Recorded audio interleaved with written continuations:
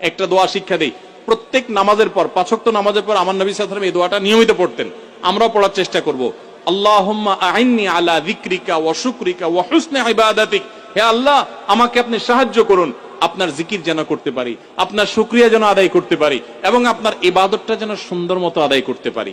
এই দোয়াটা 5 ওয়াক্ত নামাজের পরে অর্থ সহকারে বুঝে পড়বেন, ইনশাআল্লাহ আপনার নামাজে আপনি মনোযোগ ধরে রাখতে পারবেন। আল্লাহ আমাদের সবাইকে তৌফিক। যখনই মানুষ নামাজে দাঁড়ায়, আল্লাহ পাক তার দিকে দৃষ্টি নিবদ্ধ করেন, এবং যখন মানুষ এদিক ওদিক তাকানো শুরু করে নামাজে, আল্লাহ পাক মুখ ঘুরিয়ে নেন। হ্যাঁ, নামাজে ওই যে আমরা যে ডিজিটাল নামাজ পড়ি না এখন, ডিজিটাল মানে 4 রাকাত নামাজ 4 মিনিটে শেষ। এক রুকু করলে সেজদা পাওয়া যায় না, সেজদার তাসবিহ পড়লে আবার এদিকে দেখা যায় যে দ্বিতীয় সেজদা চলে গেছে অলরেডি ওঠার আগে। অনেক ক্ষেত্রে ইমাম সাহেবরাও খুব দ্রুত নামাজ পড়ান, অনেক দ্রুত পড়ান। এত দ্রুত নামাজ পড়াবেন কেন? নামাজ জামাতে পড়লে সংক্ষিপ্ত করতে বলা হয়েছে, কিন্তু এত দ্রুত তো পড়তে বলা হয় না।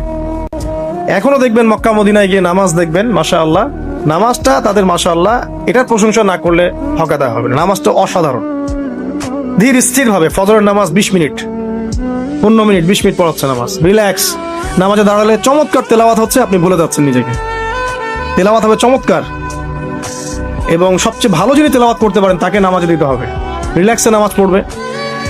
ক্ষেত্র বিশেষে আপনি শর্ট করতে পারেন, কিন্তু সব সময় কেন আমরা 4 রাকাত নামাজ 3 মিনিটে শেষ করে দিব? আবার নামাজের পর দোয়াটা হবে লম্বা, অথচ নামাজটাই ছিল দোয়া, নামাজটাই কিন্তু দোয়া।